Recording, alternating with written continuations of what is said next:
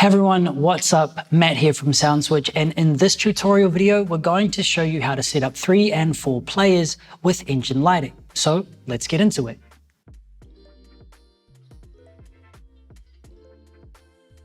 In this video, we're going to focus on the 3 and 4 player setups.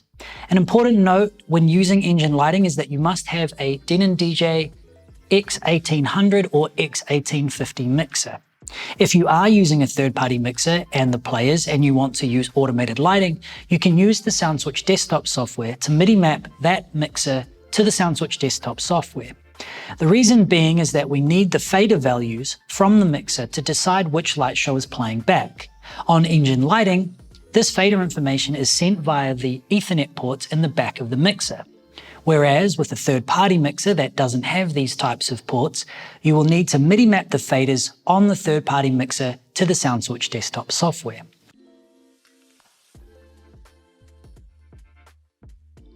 So once you have your Denon DJ hardware connected, the way you want to set it up is that you want to have each player connected to the appropriate port in the back of the mixer.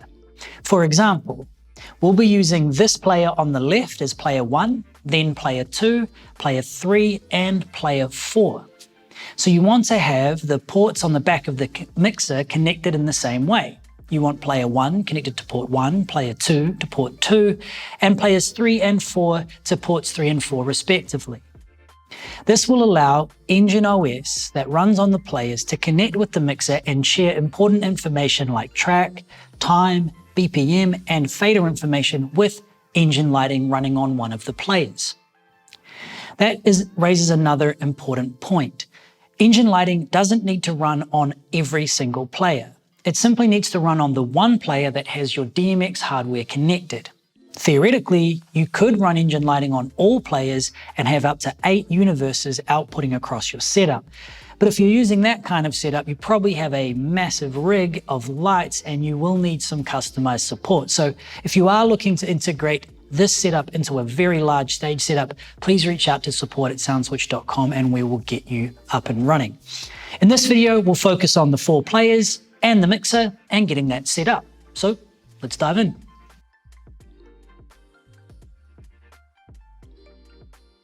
So the first thing that we want to do is make sure that everything is connected properly.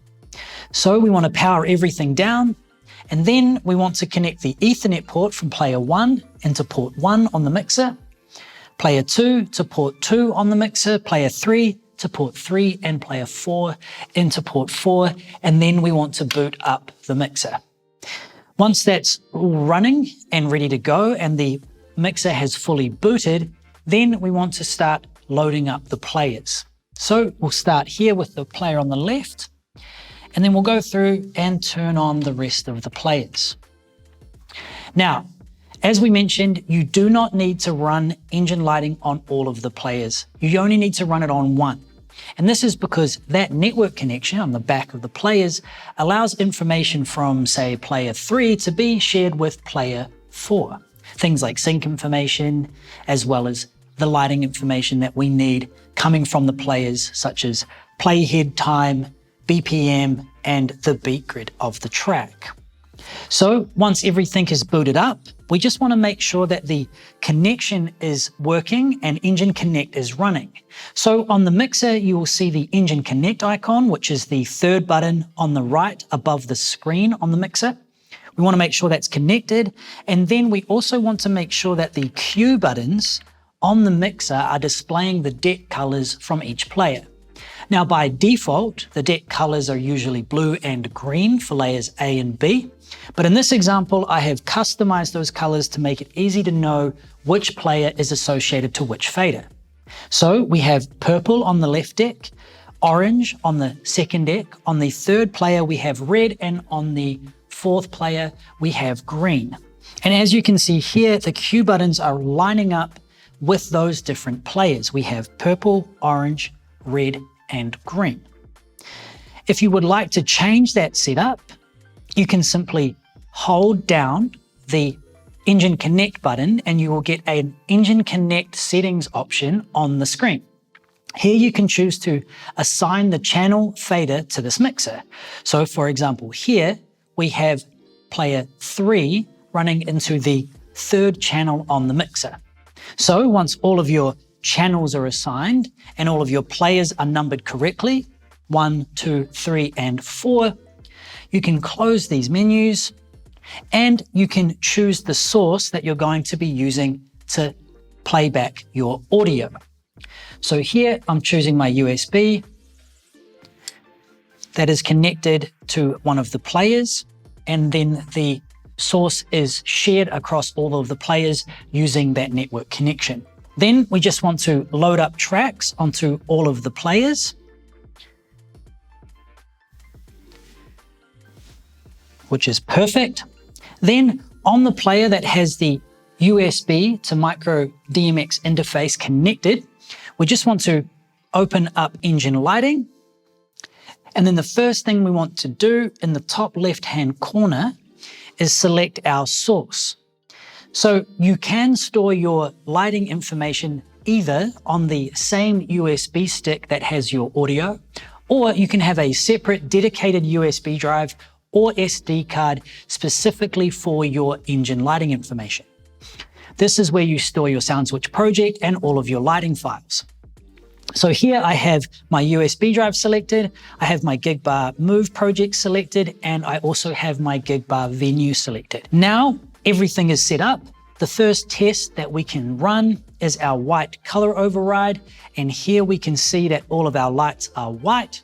That lets us know that we are controlling the lights from the player. The next thing we want to do is just lift up a fader on one of our tracks and play that back. So we'll lift up the fader for player 3. As you can see, our intensity of our light is controlled by the up fader. And if I press play, the light show will play back.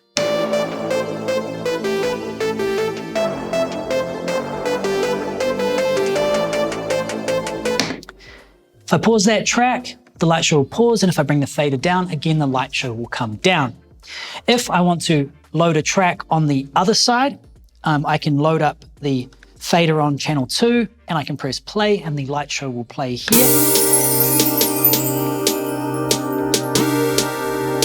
Again, if I press pause, the light show will pause, and we're good to go.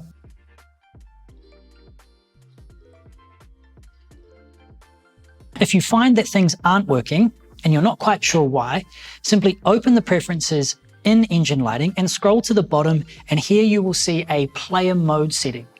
You can choose between 2-player and 4-player, and you want to make sure that that is selected depending on your setup. So in this example, we have 4 players, so we want to check the 4-player option. And if we have 2 players, we want to select the 2-player option.